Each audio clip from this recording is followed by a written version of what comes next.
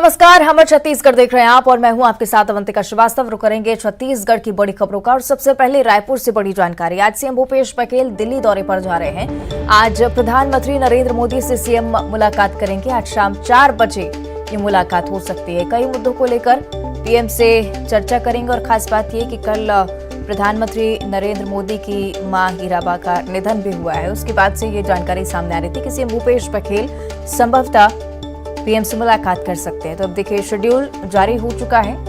दिल्ली दौरे पर सीएम भूपेश बघेल रवाना होंगे। आज पीएम मोदी से सीएम मुलाकात करेंगे। आज शाम 4 बजे का वक्त तय किया गया है। इस मुलाकात के दरमियान कई मुद्दों को लेकर चर्चा हो सकती है। हो सकता है प्रदेश से जुड़े कई विकास के मुद्दों पर भी सीएम भूपेश बघेल चर्चा करें। बेहद ही महत्वपूर्ण दौरा सीएम भूपेश बघेल का दिल्ली में प्रधानमंत्री नरेंद्र मोदी से मुलाकात करेंगे। शाम करीब 4 बजे ये मुलाकात होनी है।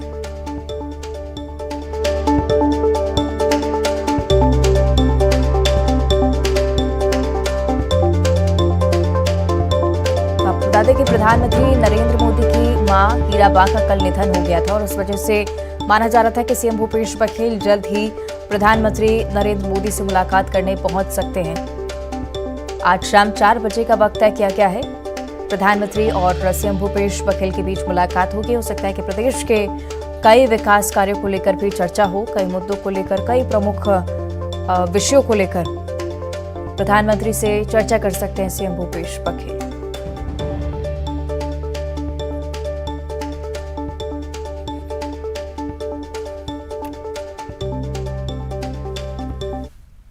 चलिए ज्यादा जानकारी इस पर हम लेंगे। सहयोगी ममता हमारे साथ लाइव जुड़ रहे हैं, उनका हम रुख कर लेते हैं। ममता, क्या कुछ जानकारी फिलहाल सीएम भूपेश बघेल के दौरे को लेकर सामने आई है?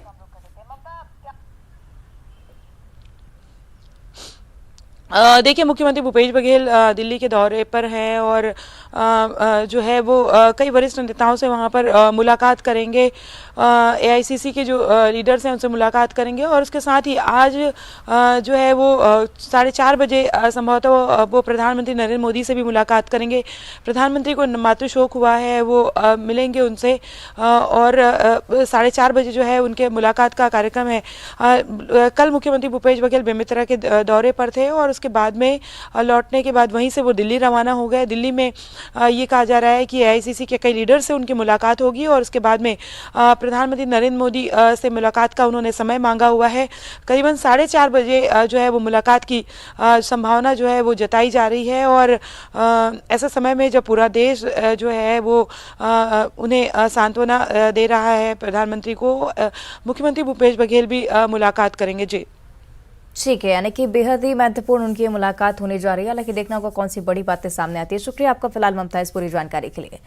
तो बात करते सीएम भूपेश बघेल के दिल्ली दौरे की और इधर सीएम भूपेश बघेल ने एक बार फिर से बीजेपी को आड़े हाथों लेते हुए कहा है कि जिस तरह से बीजेपी की सरकार में प्रदेश की सड़कों पर गड्ढे हो गए थे उसे भरना हमारी सरकार के लिए एक बड़ी चुनौती थी, लेकिन हमने चुनौती स्वीकार की। हमने जहां कहीं भी सड़कों पर गड्ढे थे उन्हें भरा, जो बाकी बचे हैं उसे भी जल्द भर दिया जाएगा। हमने सरकार बनाने के बाद ही ये संकल्प लिया था कि हम बेहतर काम करेंगे और हमने अपना संकल्प भी पूरा किया है। सीएम ने ट्वीट कर लिखा है कि अब पनामा नहीं, पाठशालाओं की बात होती है, काम वर्सेस कांड की बात होती है। वहीं इस सियासत पर भी लगातार वार पलटवार का दौर जारी है। बीजेपी ने कांग्रेस पर जमकर निशाना साधा। बीजेपी का कहना है कि भूपेश सरकार केवल आरोप प्रत्यारोप की राजनीति करती है, जबकि जमीनी हकीकत कुछ और ही है।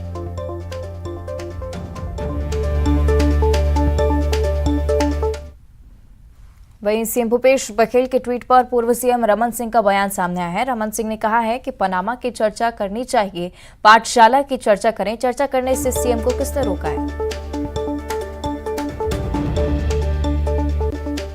जिसमें भी चर्चा करना है पाठशाला की चर्चा करें। चर्चा करने में किसने किसको रोका है? कोई प्रमाण हो तो सामने आए। सरकार ने बहुत पहले ही स्पष्ट कर दिया है कि पुरानी पेंशन नीति लागू नहीं होगी। बड़ा साफ शब्दों में कह दिया है, उसको बार बार केंद्र से बोलने की जरूरत भी नहीं। और छत्तीसगढ़ में नए साल के कार्यक्रमों को लेकर दिशा निर्देश जारी हो चुके हैं। आपको बता दें कि रात 10 बजे से लेकर 12 बजे तक ही लाउडस्पीकर के उपयोग को अनुमति दी गई है। 31 दिसंबर और 1 जनवरी की रात के लिए ये दिशा निर्देश हैं। आवास और पर्यावरण विभाग ने निर्देश जारी किए हैं। सभी कलेक्टर्स और एसपी को तमाम गाइडलाइंस जारी की जा चुकी हैं, जिसके तहत आप नए साल का जश्न मना सकेंगे।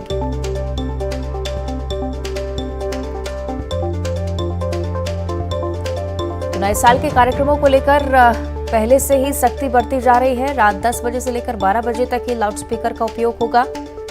31 दिसंबर और 1 जनवरी की रात को लेकर भी आवास और पर्यावरण विभाग की तरफ से कई सारी गाइडलाइंस जो कि कलेक्टर और एसपी को भेजी गई हैं और उन्हीं के तहत प्रदेश में नए साल का जश्न मनाया जाएगा।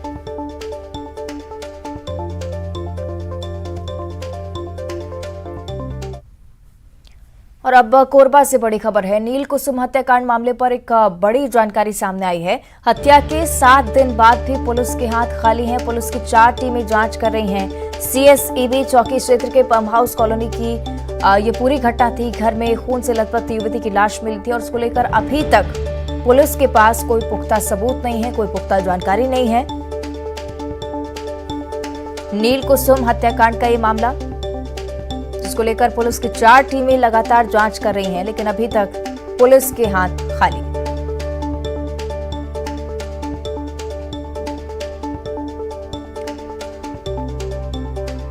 सहयोगी अब्दुल हमारे साथ फोन लाइन पर जुड़ रहे हैं। अब्दुल, क्या कुछ जानकारी इस पूरे हत्याकांड को लेकर? जी, आपको बता दें कि ये हत्याकांड जो है ये 24 दिसंबर की सुबह सामने आया था। उसके बाद से ही पुलिस की जो टीम है वो गठित की गई थी, जिसमें 4 टीमों का गठन किया गया है और 4 टीम में से 2 टीम जो है कोरबा से बाहर दबिश दे रही है संभावित ठिकाने पर, जहां पर संदेही होने की आशंका पुलिस को है, और 2 टीमें आसपास क्षेत्रों में जांच कर रही है। लेकिन अब तक 7 दिन बीत चुके हैं, लेकिन अब तक जो संदेही है वो पुलिस की गिरफ्त से बाहर है। पुलिस के हाथ 7 दिन बाद भी खाली है, लेकिन पुलिस की टीम जरूर इस पूरे मामले की जांच कर रही है ताकि जो संदेही है उसे गिरफ्तार किया जा सके। बिल्कुल, यानी कि 7 दिन बीत जाने के बाद भी पुलिस की पूरी टीमें और जिनके हाथ खाली हैं, हालांकि उम्मीद यही की जा सकती है कि आगे मामला स्पष्ट हो पाए। शुक्रिया आपका अब्दुल इस पूरी जानकारी के लिए।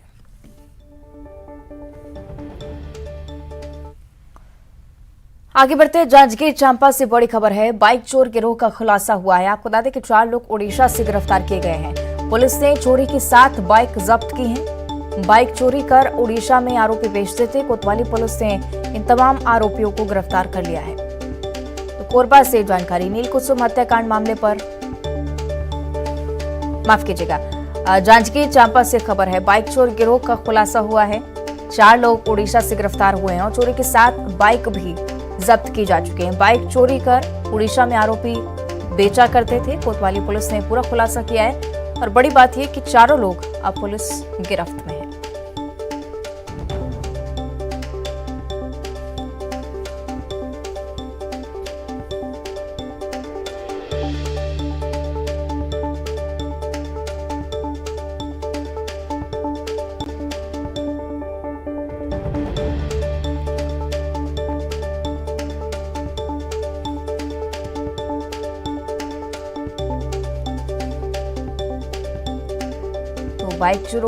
बाइक चोर गिरोह का ये खुलासा पुलिस की तरफ से, बाइक चोरी कर ये 4 आरोपी उड़ीसा में बाइक बेचते थे।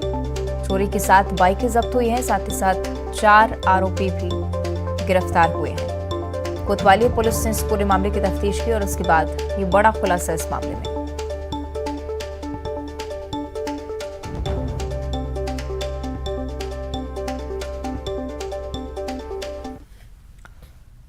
और अब रायपुर से बड़ी खबर है। ऑनलाइन सट्टे का प्रचार करने वाले व्यापारी गिरफ्तार हुए हैं। आरोपी बाबू खेमानी को पुलिस ने गिरफ्तार किया है। तेज रफ्तार वाहन चलाना भी महंगा पड़ा है। आपको बता दें कि 3000 का जुर्माना लगाया गया है। सिविल लाइन पुलिस ने आरोपी को गिरफ्तार किया। तो बड़ी जानकारी, ऑनलाइन सट्टे का प्रचार ये व्यापारी कर रहा था। इसको लेकर पहले से ही जानकारी पुलिस के पास थी। ये व्यापारी अब पुलिस गिरफ्त में आ चुका है। तेज रफ्तार वाहन भी चला रहा था और इसी को लेकर 3000 का जुर्माना भी इससे वसूला गया है।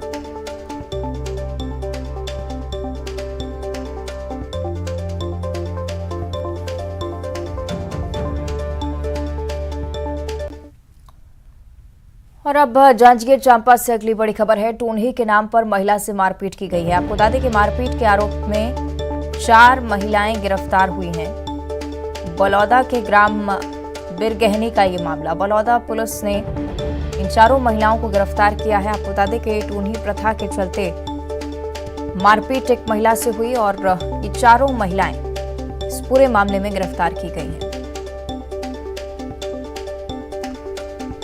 बालोद के ग्राम बिरगहनी का ये मामला, जिसको लेकर पुलिस ने फौरन आरोपियों को गिरफ्तार किया। और धमतरी से बड़ी जानकारी। लेह में शहीद जवान का शव धमतरी पहुंच गया है। आज गृहग्राम खरेंगा में अंतिम संस्कार किया जाएगा शहीद का। और शहीद का पार्थिव शरीर पहुंचने से गांव में भी शोक की लहर है। हालांकि तस्वीरें देखिए किस तरह से भारत माता की जय के जय घोषों के साथ यहाँ पर इस पार्थिव देह को रखा गया।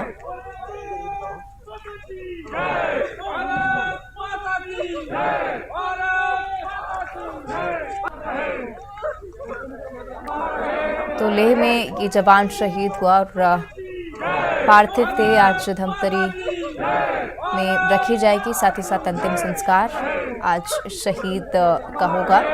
गृहग्राम खरेंगा में अंतिम संस्कार किया जाएगा।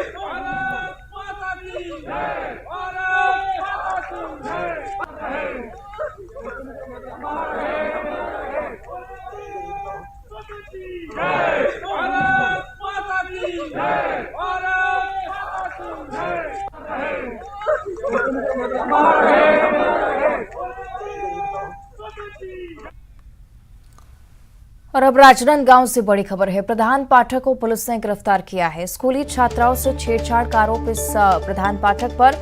छात्राओं से स्कूल में छेड़छाड़ किया करता था। अंबागढ़ पुलिस ने आरोपी को गिरफ्तार कर लिया है।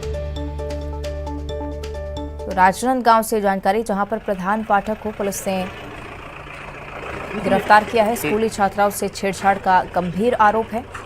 छात्राओं से छेड़छाड़ करता था, जिस बारे में छात्राओं की तरफ से शिकायत की गई और अब अंबागढ़ पुलिस ने आरोपी को गिरफ्तार किया है।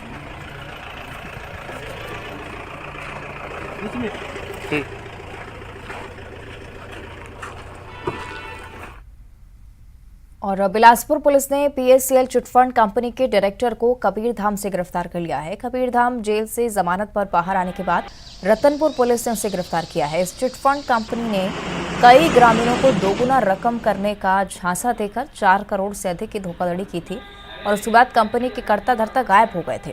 पुलिस कंपनी के डायरेक्टर्स की तलाश कर रही थी। गिरफ्तार करने के बाद आरोपी को न्यायिक रिमांड पर जेल भेज दिया गया है।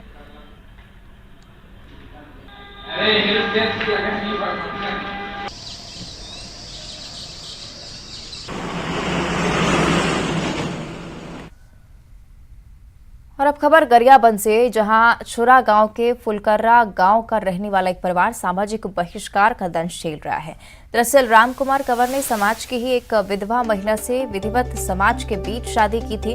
रामकुमार ने समाज के कुछ लोग मुझे दूसरी जाति का बताकर और महासभा के अध्यक्ष को बुलाकर झूठा आरोप लगा रहे हैं, ऐसा उनकी तरफ से कहा गया और समाज से बहिष्कार कर प्रताड़ित भी उन्हें किया जा रहा है। तो पीड़ित परिवार ने थाने में शिकायत दर्ज करवाई है।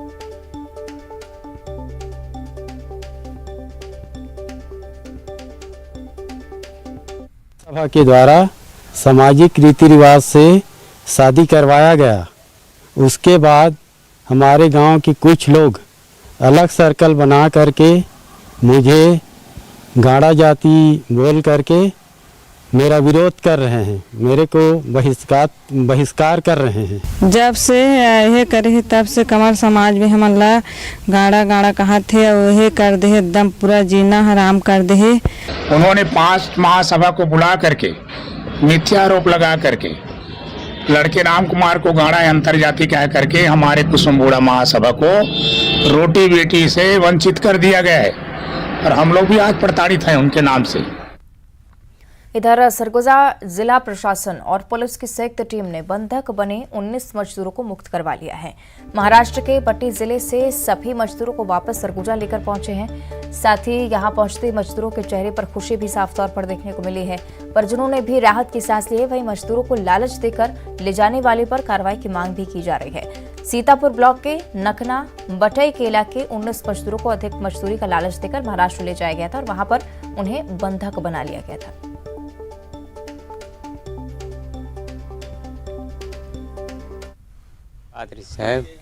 गन्ना कटवात रही सब, खाना पीना भी देत रही दे बरतो, लेकिन हमन बहुत कष्ट में रखे रही। हमन ला जैसे खाना पीना खात रहन तो सताए कर भी हमन ला टाइम नहीं देत रही, ना कुछ नहीं करत रही। बस खाना खाए कर बाद में थाली उली धोत रहन, तेकर बाद में का कहे कि चलो चलो चलो, ना कोई हर इधर उधर मत होना कही के, मतलब पेशाब तक जाए नहीं देत रही। नहीं करी हो तो कभी भी बोले कि मारे पीटे कर भी धमकी देत रही, ठग के हमला लेके गए रही। तो परेशान हुए तो अपने परिवार को फ़ोन किए तो उनके परिवार मेरे पास आए कि ऐसा ऐसा बात है करके मेरे को नंबर दिए बच्चे लोगों का। मैं लगाई तो पता चला कि इन लोग बहुत परेशानी में हैं और इन लोग बताए तो मैं संबंधित थाना सीतापुर गई लेके परिवार को। वहाँ पता चला कि इसका पहल आपको वहाँ से करना पड़ेगा कलेक्ट्रेट से, है ना, और टीम बनेगा। तो मैं डायरेक्ट शिकायत नंबर था उसमें, बच्चे भी शिकायत किए और मैं भी की, और शिकायत के द्वारा कलेक्टर सुने, अपने कलेक्टर सरगुजा मतलब जो हैं वो तत्काल सुने, इस पर तत्काल कार्रवाई किए और टीम गठित किए और टीम गठित करके संबंधित जितने अधिकारी थे उनको सब। और अब बलरामपुर से बड़ी खबर है। झुंड से बिछड़े हाथी का उत्पात देखने को मिला है। 5 घरों में जमकर तोड़फोड़ हाथी ने की है। घरों में रखे अनाज को भी खाया है। रामानुजगंज वन परिक्षेत्र के कनकपुर गांव का ये मामला। भोजन की तलाश में हाथी लगातार गांव पहुंच रहे हैं। 16 हाथियों का झुंड भी इस इलाके में मौजूद है और ग्रामीण लगातार दहशत में जीने को मजबूर रहते जगह कर रात गुजारते हैं। आपको बता दें कि हाथी की आमद की वजह से लोग बहुत ज्यादा परेशान, क्योंकि घरों को भी हाथी ने क्षतिग्रस्त किया है।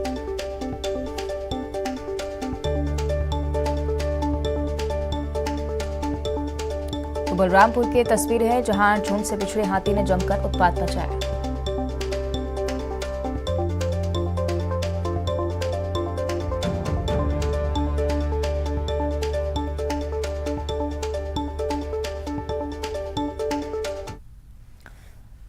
और रेलवे पटरी पर पैदल चलना कितना खतरनाक है ये बताने की जरूरत नहीं है, लेकिन मामला और गंभीर तब हो जाता है जब ये बच्चों से जुड़ा होता है। मनेंद्रगढ़ में शॉर्टकट के चक्कर में कई बच्चे रोज स्कूल तक पहुंचने के लिए रेलवे ट्रैक का इस्तेमाल करते हैं। आपको बता दें कि बेल बहरा स्कूल में 350 बच्चे पढ़ते हैं। अधिकांश बच्चे प्रतिदिन ऐसे ही रेलवे ट्रैक पर पैदल चलकर स्कूल पहुंचते हैं और इन बच्चों को लगभग 4 किलोमीटर पैदल चलना होता है और इस दौरान ये बच्चे इस ट्रैक का इस्तेमाल करते हैं। रेलवे प्रबंधन और शिक्षक इन्हें ऐसा करने से रोकते हैं, लेकिन बच्चे ऐसे ही स्कूल रोज पहुंच रहे हैं। स्टेशन प्रबंधक का कहना है कि थाने और स्कूल में शिकायत करवाई गई है। गलत चीज है, रेलवे ट्रैक पार नहीं करना है इनको, क्योंकि वहाँ पर बाकायदा बोर्ड भी टंगा हुआ है कि वहाँ पर सेफ्टी के विरुद्ध है ये सब चीज़ें। आपका गेट दिया गया है, गेट जब खुलता है आप उससे पार करिए। ट्रैक पार करना कानूनी जुर्म है। उसके बाद भी हमारे द्वारा लिखित शिकायत मनेंद्रगढ़ थाना प्लस स्कूल प्रबंधक को भी दे दी गई है। उसके बाद भी उनके द्वारा कोई एक्शन नहीं लिया गया कि लिया गया, इस विषय में हम लोग को जानकारी नहीं है, लेकिन हम लोगों ने अपने तरफ से इसकी जानकारी दे दी है। स्ट्रॉली से आती हूँ, 4 किलोमीटर रोज प्रतिदिन पैदल चलकर और स्कूल आती हूँ। कभी कभी लेट भी हो जाता है, तो ये रेल का जो पटरी है वो हमेशा क्रॉस करके जाना पड़ता है, तो कभी कभी लेट भी हो जाता है। आपको कभी किसी ने रोका नहीं इसके लिए? नहीं, टीचर लोग ज़रूर बोले कि इस पर चलना नहीं है, भले बाद में जब ट्रेन चली जाए तो फिर क्रॉस करके चले जाना घर, और सुविधा नहीं है ना, कितना पटरी पर चलेंगे नहीं तो फिर कहाँ। छत्तीसगढ़ में सबसे अधिक टमाटर उत्पादन करने वाले दुर्ग जिले के धमधा विकासखंड ने इस साल भी टमाटर का बम्पर उत्पादन किया है, लेकिन अब इन बम्पर पैदावार को कोई भी व्यापारी खरीदने को तैयार नहीं है। वजह है टमाटर की गिरती कीमतें, जिससे किसान वहां नाराज भी हैं। साथ ही साथ उनकी फसल की कीमत नहीं मिलने से वो कर्जदार होने के कगार पर पहुंच गए हैं। किसानों का कहना है कि फसल को मंडियों में ले जाकर बेचना भी उनको लागत से महंगा पड़ रहा है।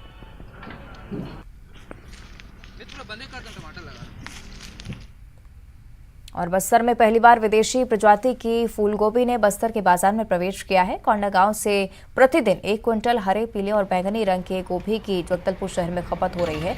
बस्तर के किसान भी नवाचार के तहत विदेशी सब्जियों को उगाने में रुचि ले रहे हैं। पूरा खेत को दिखाऊंगा, मेरा एरिया को दिखाऊंगा बिना ड्रिप। ये भी गोभी है, ये वाला। और अब